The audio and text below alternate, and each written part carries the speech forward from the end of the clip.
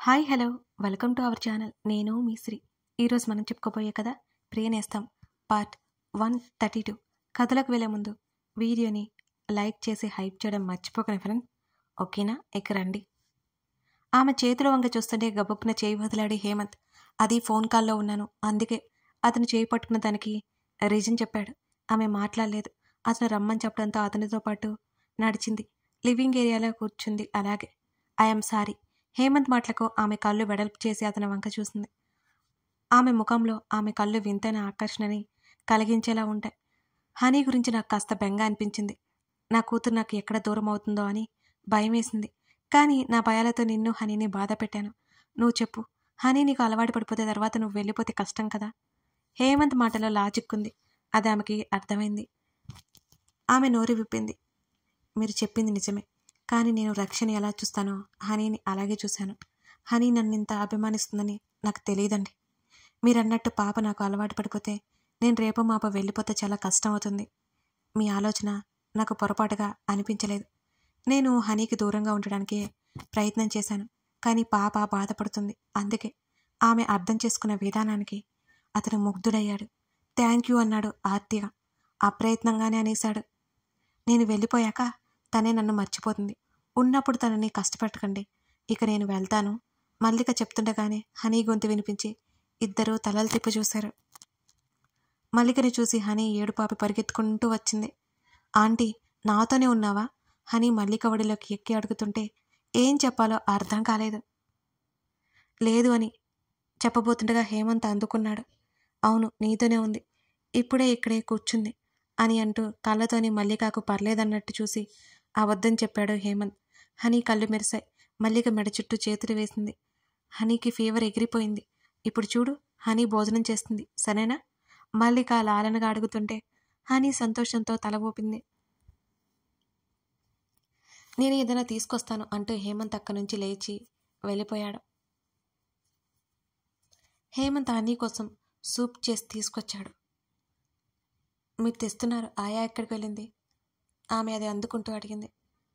తెలిసిన వాళ్ళు ఎవరో పోయారని అర్జెంటుగా వెళ్ళింది అని హేమంత్ అన్నాడు. హనీని బుజ్జగిస్తూ మెల్లిగా సూప్ తాగిస్తుంది మల్లిక. హనీ మారం చేస్తున్నా ఆమె ఎంతో నచ్చజెప్తుంది. హేమంత్ అదంతా అలాగే కళ్ళార్పకుండా చూస్తున్నాడు. అతను చూస్తున్నది వారిద్దరిని కాదు, వారిద్దరి మధ్య ఉన్న బంధాన్ని. మల్లిక మీద అదంతా పడుతున్నా సరే ఆమె పట్టించుకోకుండా పాప కడుపు నింపాలని చూస్తుంది. ఏ రోజు కూడా అతని భార్య హనీని అలా చూసుకోలేదు. కనీసం చిన్న పాప అన్నప్పుడు కూడా పాలు కూడా ఇవ్వలేదు. అందం ఎక్కడ పాడవుతుందో అనే భయం. అదంతా తలుచుకుంటే హేమంత్ గుండె భారమైపోయింది ఒక్కసారిగా. మల్లికతో మాట్లాడుతూ హనీ నెమ్మదిగా మల్లిక భుజం మీద వాలి కళ్ళు మూసుకుంది. ఆ పాప ఇంకా నీరసంగానే ఉంది.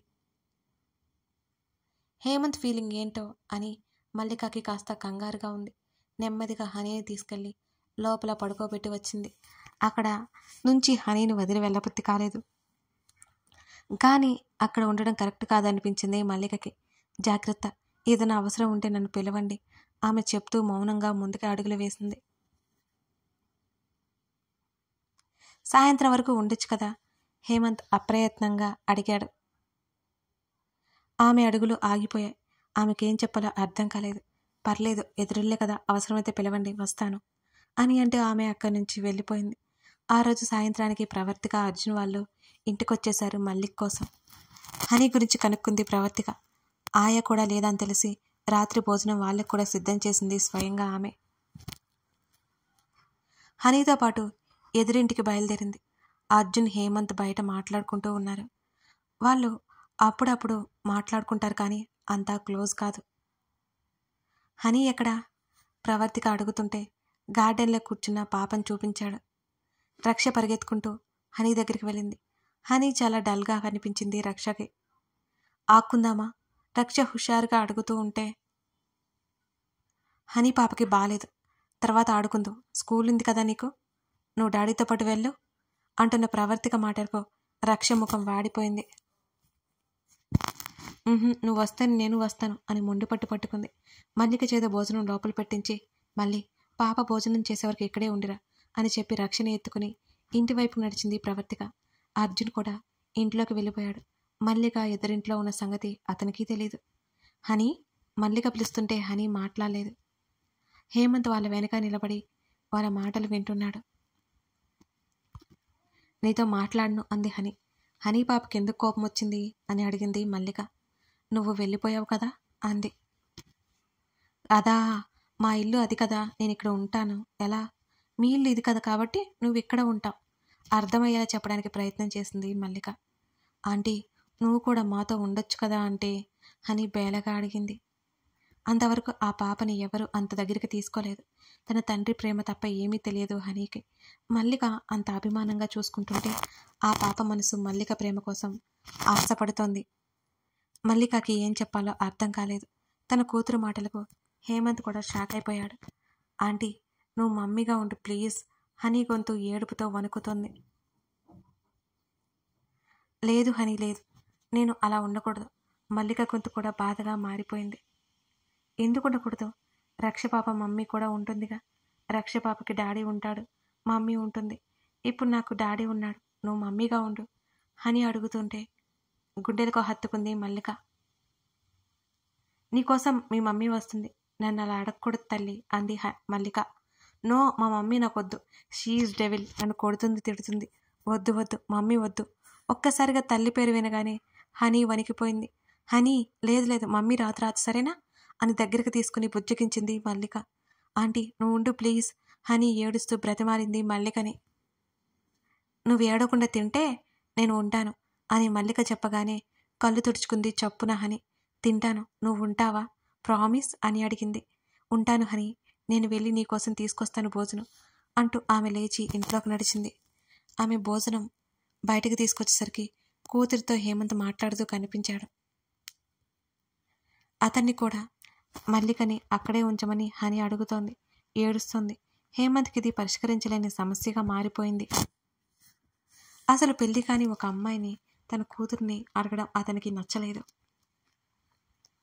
మల్లిక రాగానే అతను పక్కకు తప్పుకుని దూరంగా కూర్చున్నాడు. హనీకి భోజనం తినిపించింది. ఆ తర్వాత భుజం మీద వేసుకుని జో కొడుతూ అటు ఇటు అక్కడే తిరుగుతోంది మల్లిక. కానీ నిద్రపోయిన తర్వాత హేమంత్ వైపు చూసింది. అతను నెమ్మదిగా పాపని చేతుల్లోకి తీసుకున్నాడు. మీరు పాపతోనే ఉండండి ఆమె చెప్పి మీకు కూడా భోజనం తీసుకొచ్చానక్క పంపించింది, తినేయండి అని అక్కడి నుంచి వెళ్ళిపోయింది. అర్జున్ టీవీ చూస్తున్నాడు. అతని పక్కనే కూర్చుని తండ్రి ఒడిలో కాలు పెట్టుకుని వెనక్కి వాలింది రక్ష. కూతురి కాలు నొక్కుతూ నిద్రపుచ్చే ప్రయత్నం చేస్తున్నాడు అర్జున్. రక్ష నిద్రపోయింది అలాగే మాట్లాడుతూ. పెళ్లి గురించి ఏం ఆలోచించావే? ప్రవర్తిక ప్రశ్నకు ఉలిక్కి పడింది మల్లిక. అక్కడ అర్జున్ కూడా ఉండడంతో ఆమె చాలా ఇబ్బంది పడింది. అక్క, నాకు వద్దు అంది. ఇంకెంతకాలం ఇలా? మల్లికకి ఏం చెప్పాలో అర్థం కాలేదు. అర్జున్ ఆమె వైపు చూశాడు. మల్లిక అతని పిలవగానే కాస్త బెదురుగా చూసింది అతని వంక. నువ్వు పెళ్లి చేసుకుంటావా లేదో అనేది పూర్తిగా నీ ఇష్టం. కాకపోతే ఒకటి మాత్రం చెప్పగలను, నీ జీవితంలో సంతోషంగా గడిపే హక్కు నీకుంది. ఎవరి కోసం నీ జీవితాన్ని నాశనం చేసుకోవద్దు. నీకు నచ్చకపోతే వద్దు, మరొకరి గురించి ఆలోచించవద్దు అతను చెప్పి రక్షణ తీసుకుని అక్కడి నుంచి వెళ్ళిపోయాడు. విన్నావుగా, నీ భయం మీ ఇంట్లో వాళ్ళ గురించేగా అని ప్రవర్తిక మల్లికని అడిగింది. ప్రవర్తిక ఒడిలో తల పెట్టుకుని ఏడవసాగింది మల్లిక. మళ్ళీ ఎందుకు ఏడుస్తున్నావు? ప్రవర్తిక కంగారు పడింది. వద్దక్క, వద్దు ప్లీజ్. ఇంకా మీ అమ్మ గురించి మీ అత్త గురించి ఆలోచించి నీ జీవితాన్ని నాశనం చేసుకోవద్దు. వాళ్ళతో నేను మాట్లాడతాను ప్రవర్తిక నచ్చ చెప్పసాగింది మల్లికకి. రెండో పెళ్లి అమ్మాయిని ఎవరు చేసుకుంటారక్క అని మల్లిక కళ్ళు తుడుచుకుంటూ దూరం జరిగింది. ఇంకా ఏ కాలంలో ఉన్నావే బాబు నువ్వు పెళ్లికి ఒప్పుకోవాలి కానీ మీ బావగారు మంచి సంబంధం తీసుకురారు అని అంది ప్రవర్తిక. అది కాదక్క, నాకెందుకో పెళ్ళంటే భయమేస్తుంది.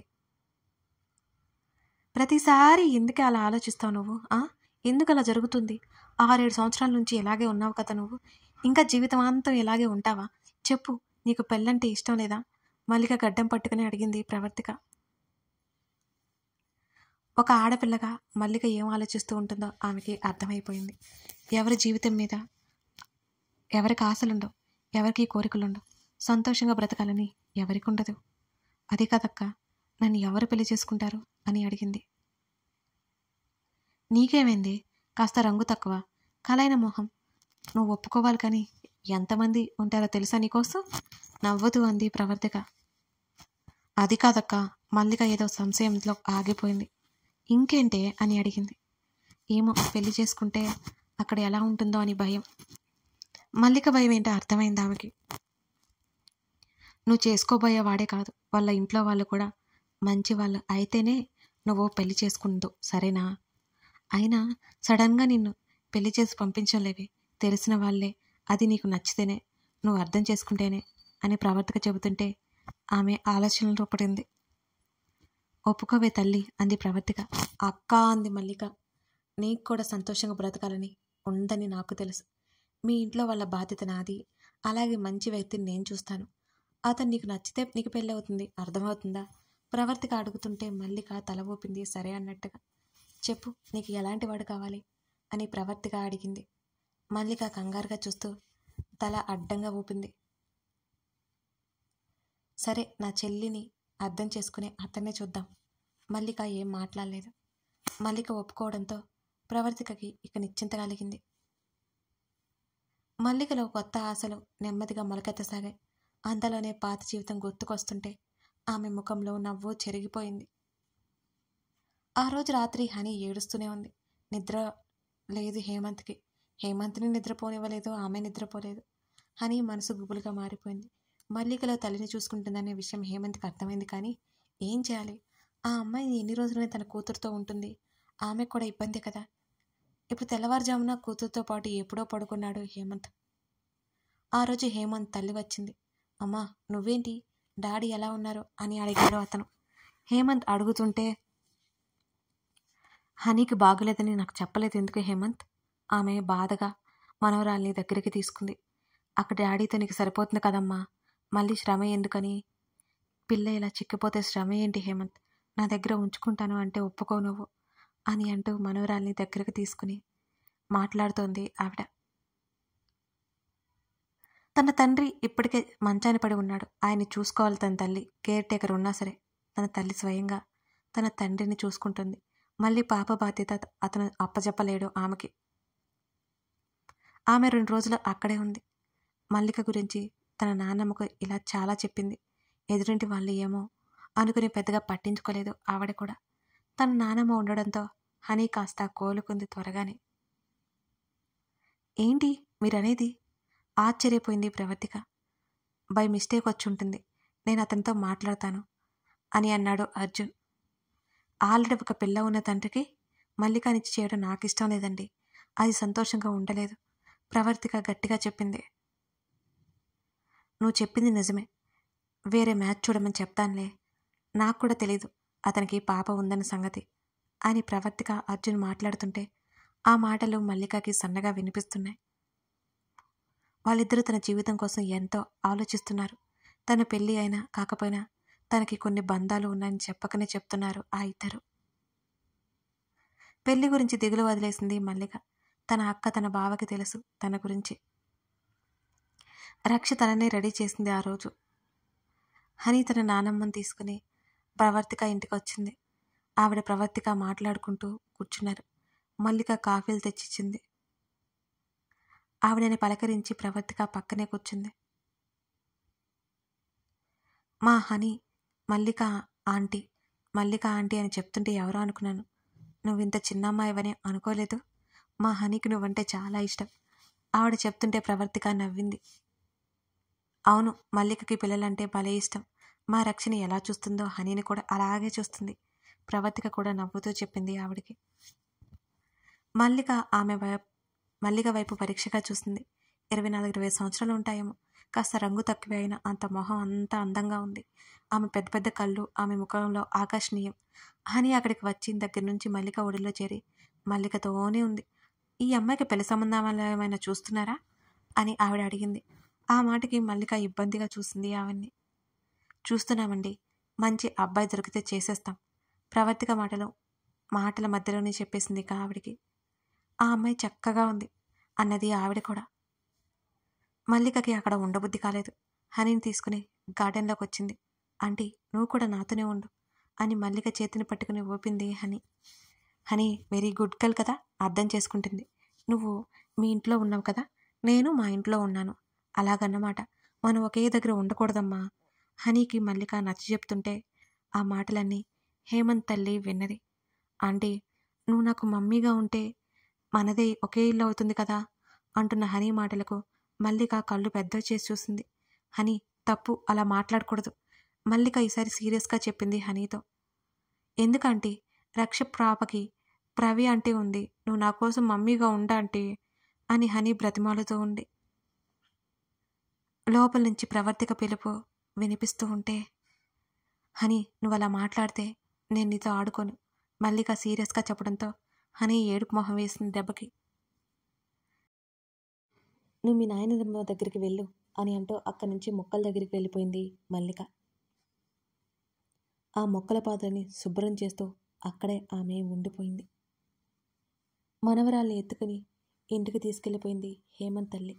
అప్పటికే మల్లిక మీద ఇష్టంగా ఉన్న ఆవిడికి తన మనవరాలు మాటలు వింటుంటే హేమంత్కిచ్చి పెళ్లి చేస్తే బాగుండు అనిపిస్తోంది. కానీ రెండో పెళ్లి వాడిని ఎవరు చేసుకుంటారు అని సందిగ్ధంలో ఆవిడ ఆగిపోయింది. కథ కొనసాగుతోంది. కథ నచ్చితే లైక్ చేసి కామెంట్ చేయండి.